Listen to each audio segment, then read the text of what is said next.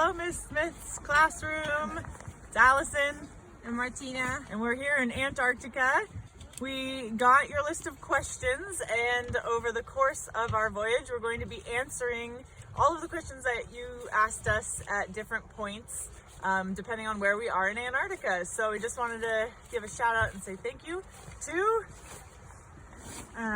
we want to say thank you to Lina, Giselle, Josephine, Trinity, Colleen, Kat, and Sora. Thank you very much. We are getting ready to go off the ship into the elements. Gotta bundle up, be prepared for the snow and the cold.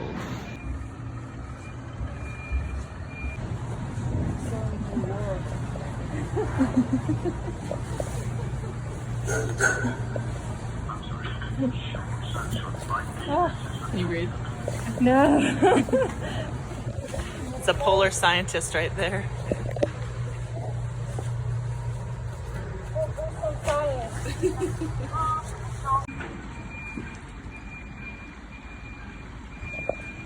Lowering our ride into the water.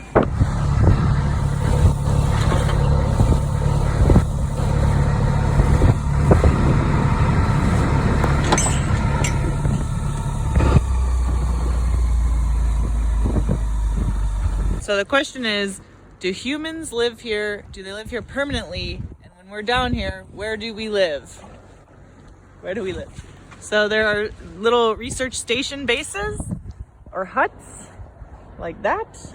Oh my gosh.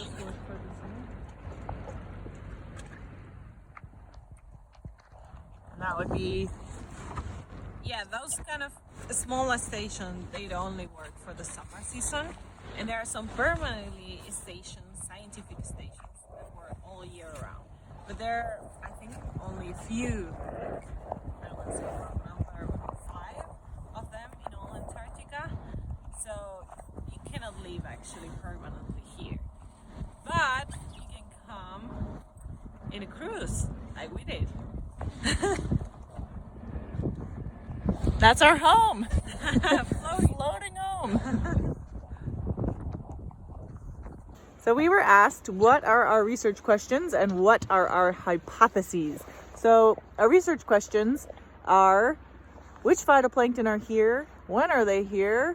And how do melting glaciers that you see all this ice around surrounding us, how is that influencing the types of phytoplankton we see, the species we see, the sizes of phytoplankton we see, and during the season when the sunlight returns from October-ish on the peninsula here, all the way from spring to midsummer, which is January, December, January, into fall, which is March. Now we're March 15th here. We're getting towards the winter season. The sun sets around 6:30, 7 p.m. and then rises again around 6:30, 7 a.m. So all of the phytoplankton are starting to get ready for winter, and we want to know how that seasonal progression of phytoplankton changes during the year, but then we can compare year after year after year and see if there's any relationship between the types of phytoplankton and sizes and the fresh water that comes from these melting glaciers. But one of the hypotheses that exists in the literature amongst researchers who are interested in phytoplankton is when you see fresher water, you see smaller phytoplankton. Now, one of the things we don't know for sure is if that's a true relationship. And we're not sure if fresher water is a mechanism for why we're seeing different species over another. One of the issues with answering this question is that there's no real good baseline data information. So there haven't been a lot of studies that monitor seasonal changes within the season at all of these different locations year after year after year, and all these different sampling methods might only focus on certain groups, so we're not actually sure what the whole community was. So it's hard to say whether or not that's a definite relationship that exists. So one of our hypotheses is that the meltwater coming into the ecosystem will influence the sizes, shifting towards smaller phytoplankton and not favoring the big lipid-rich diatoms that krill need. And we're testing that by sampling with different vessels that come to these locations. Every time a vessel comes from November through March, they take samples of phytoplankton from the water, they measure salinity, temperature, and what the fresh water is from, if it's from glaciers, using oxygen isotopes. And that's how we're kind of trying to test this hypothesis. So stay tuned. When we finish our PhDs, we will have the final results of that. Do you have to get into the cold water to study the phytoplankton? Well, what do you think? It's freezing out here. How cold is it? I don't know. Water's been around -1 to 0 Celsius.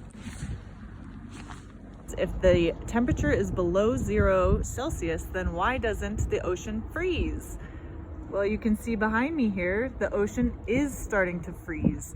So ocean is salty and salt water freezes below 0 Celsius. The ocean will start to freeze when it reaches -1.8 Celsius, and that's when you start to get this sea ice forming. It also can be slush ice or brash ice. And then you get the icebergs coming in, which actually came from land. And then these pancakes on the water are the actual ocean freezing. How do we catch phytoplankton? Well, this is one way we do it. We have a net that I've hooked up and it's behind the boat. And we're towing. After 10 minutes, we'll concentrate all the water and then we'll see what's in the jar at the end. And then we can look under the microscope, or we can save some of that sample for DNA sequencing back in the lab to identify the species that are in the water. Yeah, just fruit and center of the Okay. Here's some of the challenges of doing polar phytoplankton research with the ice everywhere. But we'll see. All right. I don't think there's very much in here. Yeah, what? Yeah, it looks a little bit turbid. Martina and I did a phytoplankton net tow, so we're gonna go to the laboratory. We'll look under the microscope to see what we found. I don't need very much. What we have here is the Chaetoceros. So what you can see is the remaining silica skeleton, the frustule, that where the cell used to be. The cells, there were two. And now what the cell is doing is building this spore or cyst that's going to preserve the cell during the winter, during the hard season. So they know the winter is coming and there are not going to be enough resources for them. So they're going into hibernation kind of mode. And so here we can see how these kind of spores look like under the electron microscope. They're so cool. I have more pictures.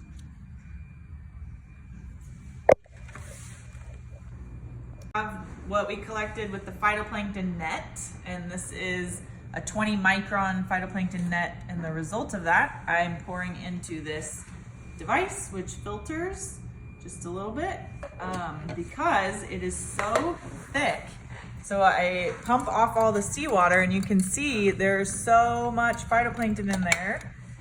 And so I'm going to roll this up and stick it into this tube using tweezers, and then that will get preserved and I'll extract the DNA from the sample to see which phytoplankton are there using next generation sequence techniques. So now put the gloves on to avoid human bacteria contamination. I'm going to unscrew the top. This is gonna get goopy. Check this out. That is incredible. Oh my god, this is so thick. And you can do a zoom in on this part. Oh, where's the other tweezer? Here. So my tweezers. Oh my god, look how thick that is. This is incredible. I only filtered 400 milliliters of water. So I'm gonna fold it over. it's gonna spill out. And then fold it over again.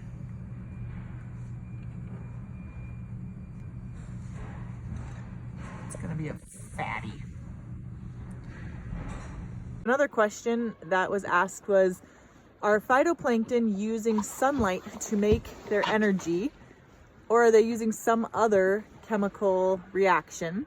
And what do they do when it's 24 hours darkness? So as you see today behind me, we have a very sunny day. Phytoplankton, the Greek word phyto means plant, which means they're using sunlight to make energy for photosynthesis. However, the word phytoplankton is just another Greek word for plankton drifter, any single cell organism drifting in the ocean that uses sunlight to make their energy is considered a phytoplankton. It's a catch-all term, but they can include cyanobacteria, it can include green algae, red algae, and then this whole group called the protists. So protists are crazy. Not all of them need sunlight to make energy. There are some protists that are mixotrophic. That means they can also consume other organisms to get their source of carbon. Photosynthesis, of course, is using sunlight and inorganic carbon, carbon dioxide or bicarbonate, to create sugars. And one of the byproducts is oxygen. This is cool because all that oxygen that they don't need becomes the oxygen that we and all the other animals on Earth breathe. So thank you, phytoplankton. Any other info about the photosynthetic organisms down here in the polar waters, Martina? I just want to say, we always think of photosynthesis, plants make photosynthesis, but actually the plants got the photosynthetic system by these little creatures. These little creatures invented photosynthesis, and then plants evolved from these little creatures, so they're super cool. All of the plants on land evolved from green algae that came in the ocean, originated from cyanobacteria billions of years ago. Phytoplankton down here have to be extremophiles. Well, it depends on how you define extremophiles.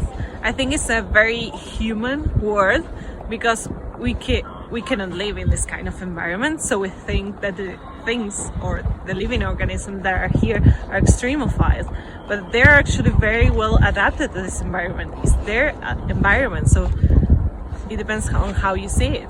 What are the dangers you face working in the Antarctic environment? And there are a couple. I mean, it is a very harsh, remote ecosystem. So the first being that it's remote. If you need help, it's usually an evacuation situation. When you're working on a research base or a ship, there's usually a doctor on board and really well-trained crew that know how to respond to certain situations. Fire is an extreme danger on the ship and on a research base because, you know, you're in Antarctica, you're really far away from the normal help that you would think of when you live in a city. Another danger, not as much, but the cold. So it's ice everywhere. The water is below 0 Celsius. You do not want to go in the water. As soon as you go in the water, you could freeze pretty quickly. You just get really, really cold. And another danger might just be, you know, icebergs. Running into an iceberg with a ship is never a good idea.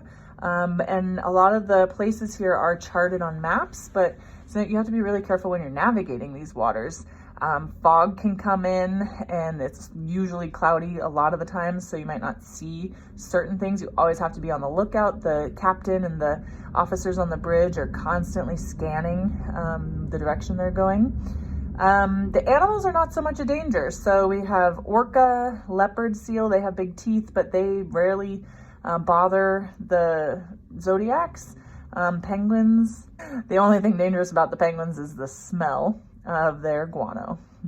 What other dangers might you have down here? I think just needing to know how, for instance, I'm a driver, and so knowing my own comfort level for driving, because if the weather changes at any time, it could be a safety issue if I'm not comfortable with the swell or the wind gusts. The gusts can get up to 30 knots, which is like 30 miles per hour, 30, 40 knots, sometimes 60 knots. We try to get off the water if it's like that, but you can be out on a nice day perfectly calm, and 10 minutes later, these katabatic winds that come off the glaciers come out of nowhere and change everything about your environment. So you have to be on your toes at all times when you're working down here. You can, of course, manage all of these risks, and so you stay safe, of course, but it's an extreme environment. So maritime world and polar and Antarctica, it's kind of the whole package. So it's fun though. Thank you very much.